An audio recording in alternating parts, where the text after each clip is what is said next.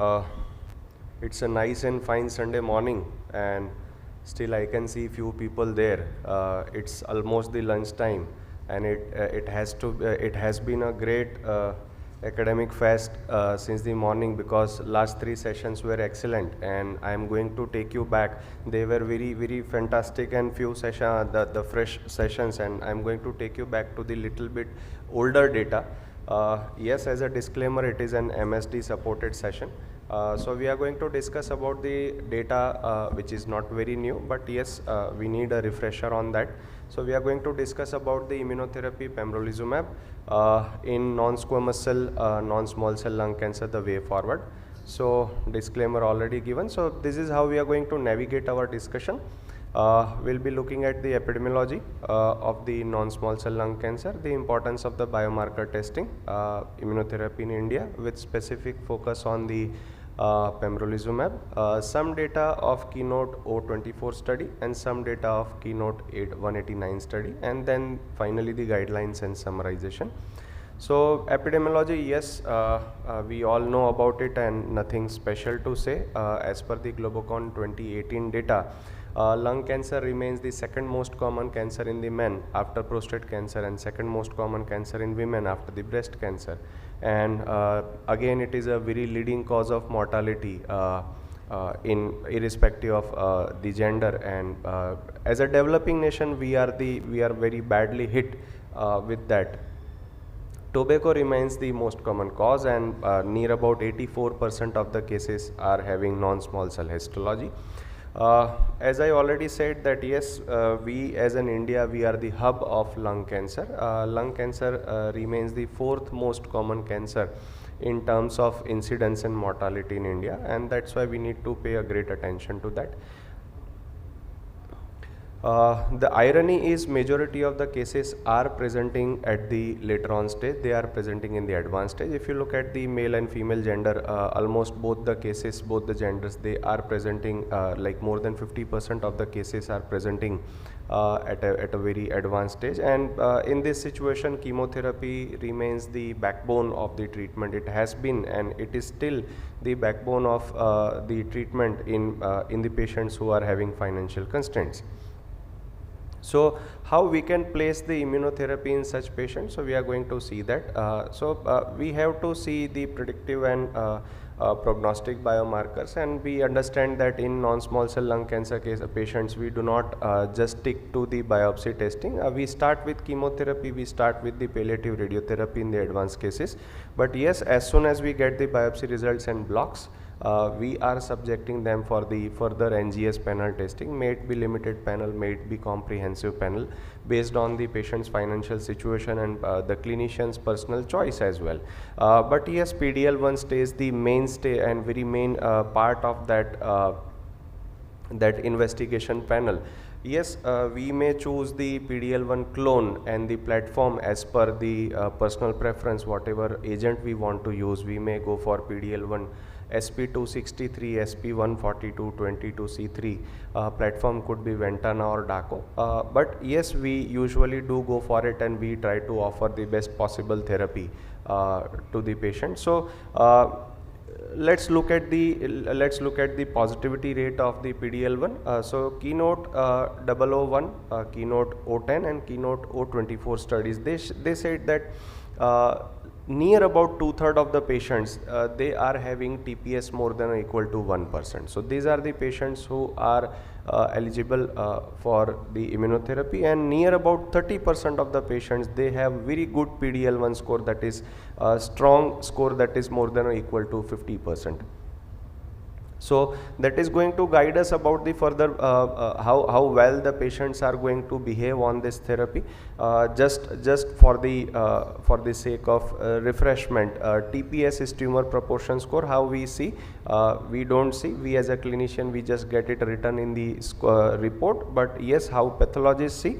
So TPS is number of PD-L1 positive tumor cells divided by the total number of viable tumor cells into 100. That is how we see. And how we usually consider positive, negative, more than 1%, more than or equal to 1% we consider positive.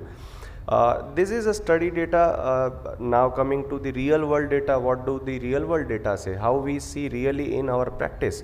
So there was express study conducted wide across the 18 countries, and near about 2300 patients were taken. They were studied, that tissue samples were studied for PDL1 analysis, PDL1 expression, and compared to the study data in real world, TPS score more than 1% was found in near about 50% of the patients. So again, that is a good number of patients who are positive, and near about 1/4 of the patient, that is exactly precisely 22% of the patient, had good score of more than or equal to 50%. So yes, the study data and real world data does have difference, but yes, still the good number of patients, they can be offered the advantage of immunotherapy. Options of immunotherapy, yes, we all know. Just to enumerate, pembrolizumab, we have nivolumab, ipilimumab, we have atezolizumab, we have durvalumab, many options we have. Coming to pembrolizumab, it was approved in 2016 for mNSCLC. So how we are going to place the pembrolizumab in this in the treatment spectrum? So we can utilize either in the monotherapy or in the combination with chemotherapy. As a monotherapy, what is the indication, approved indication? So we see the first line treatment of metastatic non-small cell patients whose tumor is expressing PDL1 more than or equal to 50%. And the condition is there should not be any EGFR mutation or ALK translocation positive. If we are talking about the second line, they should be expressing more than or equal to 1% PDL1 TPS, and they should have received one prior chemotherapy treatment. And if the patients are harboring EGFR or ALK mutations, then they should have received the prior target therapies before receiving the immunotherapy. So that is how we are placing pembrolizumab monotherapy. If we are talking about the combination, yes, we understand that based on the histology we go. If it is a metastatic squamous cell non-small cell lung cancer, we combine them with platin with combination of paclitaxel or nab-paclitaxel, and if it is the adenocarcinoma pattern, then we are combining platin with the pemetrexed along with the immunotherapy. The condition remains the same, that patient should not have the EGFR or ALK mutation. If they have, they should be treated with the target therapy options first. So mechanism of action we all know, so I will not be going into the details of that. Keynote 024 study, let us look at the data of 5-year updated analysis of pembrolizumab monotherapy versus chemotherapy for the patients who are having PDL1 more than or equal to 50%. So it was open label phase 3 study. Eligibility criteria was as standard as it is. They should be they have to be untreated stage 4 non-small cell lung cancer with PDL1 more than or equal to 50%, ECOG PS 0 or 1, no actionable mutation, no untreated CNS mets, or there should not be any autoimmune disease which should be requiring systemic therapy in last 2 years, and the disease should be measurable as per the RECIST 1.1 criteria. These patients were randomized in 1:1 fashion in 2 arms. One arm was pembrolizumab monotherapy arm, which went ahead with 200 milligram the standard dose every 3 weekly up to 35 cycles, and another arm was chemotherapy of the investigator's choice. Yes, chemotherapy options as we already discussed, and both the arms treatment was continued until disease progression or unacceptable toxicity, and crossover was allowed in the chemotherapy arm on progression. So what were the study endpoints? Study endpoint, the primary endpoint was PFS, secondary endpoint was OS, overall response rate, safety profile, and the exploratory endpoint was duration of response. Let's look at the 5-year analysis, 5-year updated data. So PFS data. So median PFS was near about 7.7 months. In the pembrolizumab monotherapy arm versus 5.5 months in the chemotherapy arm respectively, and the HR was 0.5. So that is an excellent thing, excellent HR rate, hazard ratio 50.5, that shows the the robustness of the data. And if we see the curves, the upper one is the pembro monotherapy arm and the lower one is chemotherapy arm, and we are seeing the curves. There is separation, nice and fine separation of the curves within the 4 to 6 months of starting the treatment. If we are looking at the median PFS at 5 years, that was 12.8% in the monotherapy arm versus not evaluable in the chemotherapy arm, because none of the patients they could make it to that junction. So yes, that is an excellent data. And coming to the OS, overall survival data, so again we can see the curves. The upper one is the pembrolizumab monotherapy arm versus lower one the chemotherapy arm. And again in the OS we are seeing the very early separation of the curves, and the median OS at near about 5 years was 26.3 months in the pembrolizumab arm versus 13.4 months in the chemotherapy arm. And again median OS was nearly double in the pembrolizumab arm compared to chemotherapy arm. So excellent data. And coming to the adverse events profile, so both the groups were comparable. Yes, pembrolizumab arm had little bit of more adverse event in terms of autoimmune side effects, but there were no new safety signals identified compared to the older data. So, and these were acceptable. I'll be skipping the case. And now we are moving to the Keynote 189 study data, which shows which had included the combination therapy, that is chemotherapy plus IO therapy in metastatic non-squamous cell non-small cell lung cancer. So again the study design, the eligibility criteria were almost the same as the previous. The stratification factors which were included were PD-L1 expression level more than or less than 1% based on the platinum group of drugs, and smoking status, non-smoker or a former current smoker. The patients were randomized. There were around 600 plus patients taken, and the patients were randomized in 2:1 arm. One arm was pembro plus, like IO plus chemotherapy arm, doublet chemotherapy for initial 4 cycles as an induction therapy, followed by up to 31 cycles of maintenance therapy, that is pembro plus pemetrexed maintenance. And on progression, pembro rechallenge was considered. In the chemotherapy arm, it was placebo plus chemotherapy followed by pemi maintenance, followed by on progression pembrolizumab crossover was allowed.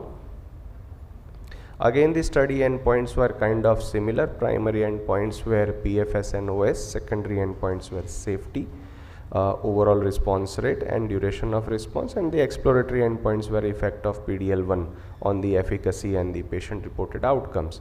So yes, again if we look at the OSHR in the middle row, that was 0.49, and the PFS HR was 0.52. These are the HR rates 0.5. These are excellent, and again they themselves speaks for the therapy effect. Coming to the OS in the intention to treat population after 5 years of follow-up. So median OS was 22 months in the combination arm versus just 10.6 months in the chemotherapy arm.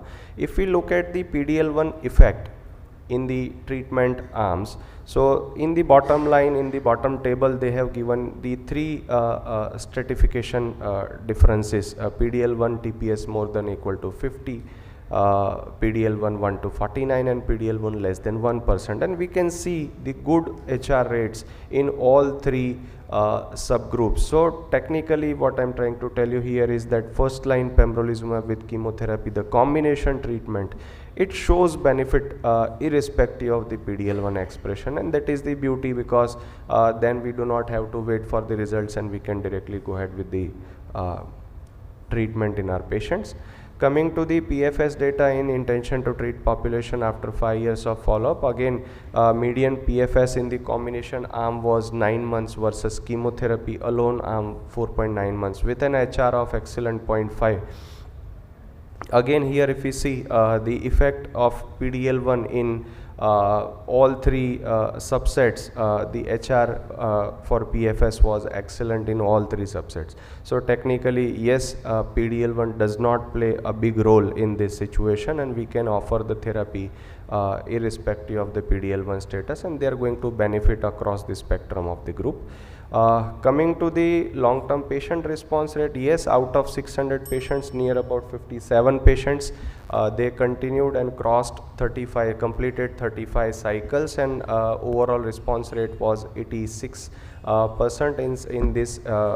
in this group, and median duration of response was 57.7 months. That was approx 5 years.